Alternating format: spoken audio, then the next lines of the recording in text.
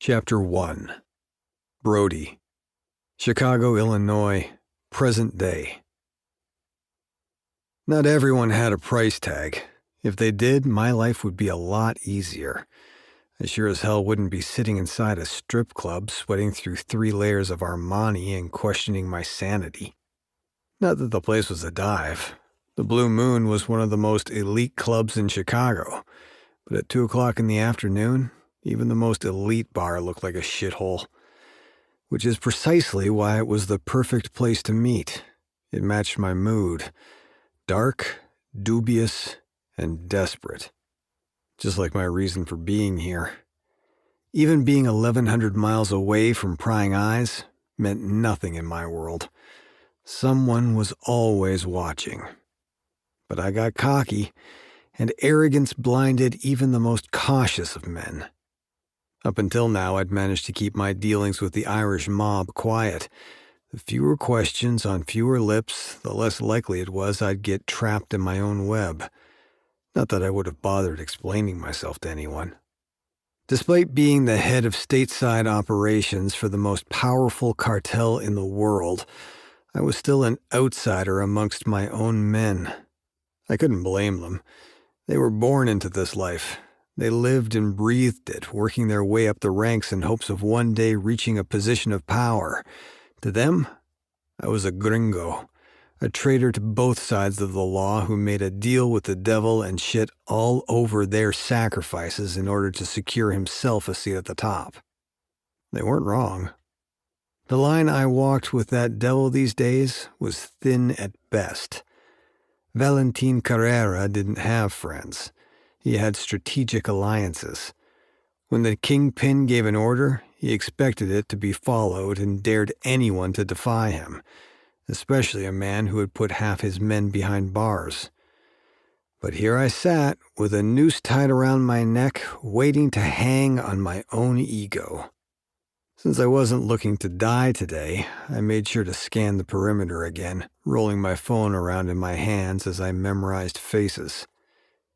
You know this place has state-of-the-art cameras, right? Slouching back into my chair, I looked up to see an explosion of blonde hair falling in a halo around 2 strips of sequins I assumed was supposed to be a dress. Suspicion came second nature to me, so when I narrowed my eyes, she placed her palm on the table and leaned in close. With audio so clear, you can hear the stroke of a dick under a table. That's... Shaking my head, I raised my beer mug to my lips. That's too much information. She slid into the chair across from me with a sultry wink. Looking for a little pleasure before business, handsome?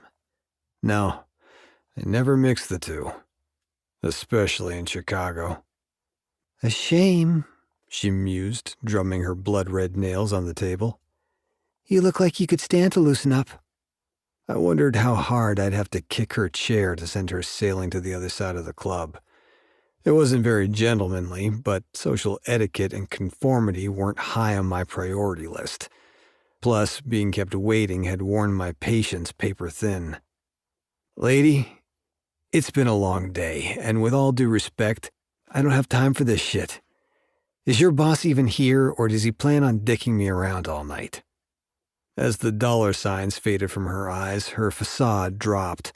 Her flirty smile curled into a snarl, but before she could hurl out the insults waiting on her tongue, she glanced over my head, her eyes widening. On instinct, I twisted around. It's about fucking time. However, instead of the smoky Irish brogue accent I expected to hear, a gravelly Spanish one surrounded me like rusty nails on a bullet-ridden chalkboard. That impatient to see me, Harcourt. Carlos Cabello stood behind me, his gray goatee framing a smirk I wanted to punch off his face. Turning back, I shot an accusatory glare at the traitorous woman just in time to see her sequined ass disappear into the shadows. Even rolling my eyes took too much effort. Fuck you. Tossing my phone across the table, I let out another slew of curses. I'm supposed to be meeting with Ronan. I thought I was meeting with Ronan Kelly, Head of the North Side Sinners, the Irish mob in charge of every piss Chicago took. I didn't like surprises, and I sure as hell didn't like them being hand-delivered by a middleman who had no direct contact with the sinners. Well, now you're meeting with me. Oh, well, that explains everything. I tracked his every move as he slid into the chair opposite of me. By all means, I said, motioning across the table. Have a seat. I expected a smart-ass retort, or at least a thinly veiled threat.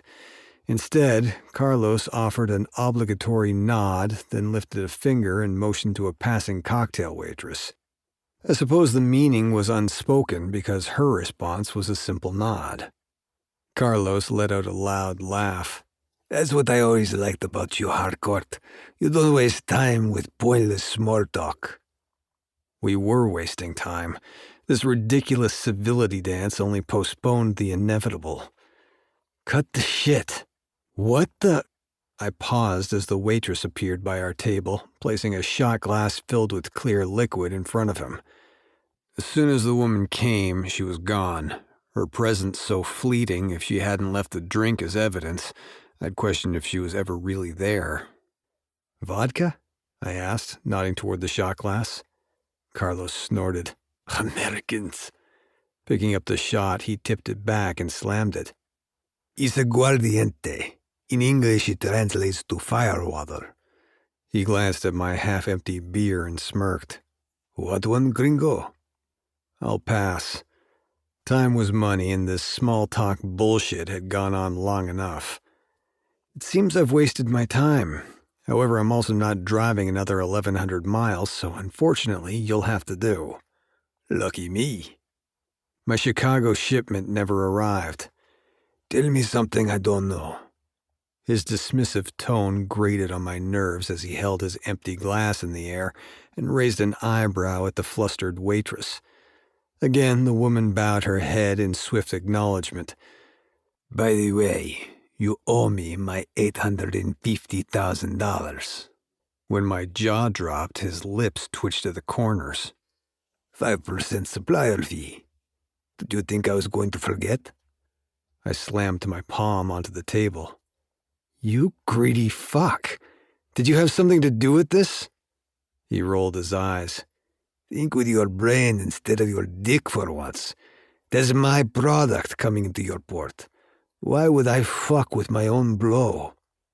Damn, he had a point. Besides, if you hadn't spent last week working your way through a bottle of scotch and paid more attention to your business, maybe you wouldn't be so fucked right now. Because of the $17 million shipment that never arrived at Chicago's port, a deal I signed with my own blood. I was in such deep shit it would take a forklift to haul my ass out of it.